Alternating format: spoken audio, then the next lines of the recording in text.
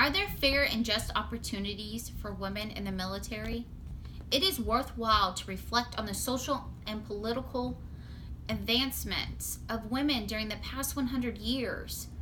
Women now have the right to vote and own property.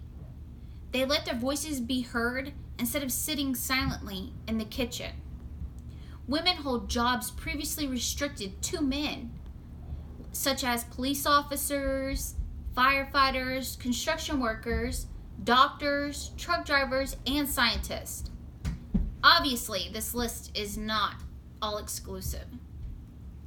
Women have assisted the military forces as far back as the Revolutionary War, and yet there remains positions that women are excluded from. Female military personnel have given their ability to handle combat situations and having gained credit by pushing the government to allow women into combat jobs. President Jimmy Carter said, "My decision to register women confirms what is already obvious throughout our society, that women are now providing all types of skills in every profession. The military should be no exception." Today we'll be discussing first the background information of women in the military. Then next we'll be discussing the roles women are restricted from serving in the military. Then the social and cultural issues surrounding women in the military. Much of the information I'm going to be sharing with you today came from my military service and the service of many women around the world. First, the background information of women in the military. Although women were first allowed to join the military between 1917 and 1918 during the last 2 years of the World War I, at the time they were allowed to be part of combats but have no rank. They were part of the Army as nurses, support staff, and ammunition builders. Changes to the policy and restricted women from certain combat roles. Since 1994, the policies clearly states that women are restricted from service in units directly involved in combat, especially the infantry. In 2015, the policy began to allow women to serve in combat posts. In 2016, they are allowed to serve as Army Rangers and Green Berets, Navy SEALs, Marine Corps Infantry, Air Force parajumpers, and everything else that was previously open to men. As of January 2016, all military occupations and positions open to women without exception. For the first time in the U.S. history, as long as they qualified and met specific standards, women were able to contribute to the Department of Defense's mission with no barriers in their way. Next, we'll discuss the roles women were restricted from serving in the military. First, we'll discuss the roles that were restricted from the military women that were serving in the different areas of the military.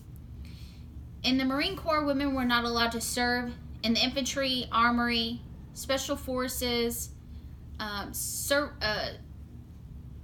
several positions related to armor, assault units, and fleet anti-terrorism security units. And in the Air Force, combat controls, special operation forces, rotary aircrafts, pararescuers, weather assignments with infantry or special forces. And in the Coast Guard, they were open to all women. The Navy submarine warfare, special warfare, such as the SEALs, were not open to women. And finally, the Army. They were not allowed into direct combat. Then the social and cultural issues surrounding women in the military. It is general understanding that having women in combat units not be proper and that women cannot be trusted with combat duties. There were also worries that women were generally too emotional and they could develop sexual or romantic relationships which could put men off their game. And in the worst case scenario, women who were not up to the task would get pregnant just to avoid combat. Cases of sexual assault in the military were already on a high, and the risk of being captured scares the daylights out of most people. The topic is women in the military, and I want to inform everyone about gender equality in the military and why is it important to understand the military policies that restrict women's roles in direct combat.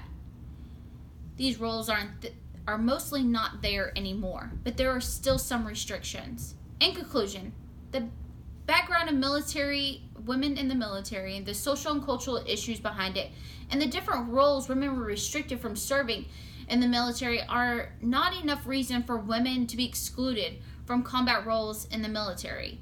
But thankfully, the Department of Defense has decided to eliminate women combat, especially exclusive policies. Women who weren't in the combat field but were serving in the military as nurses who lost their lives. How many more women are ready to put their lives on the line and serve their country in combat units? I alone cannot change the world, but I can cast a stone across the waters and create many ripples. Mother Teresa.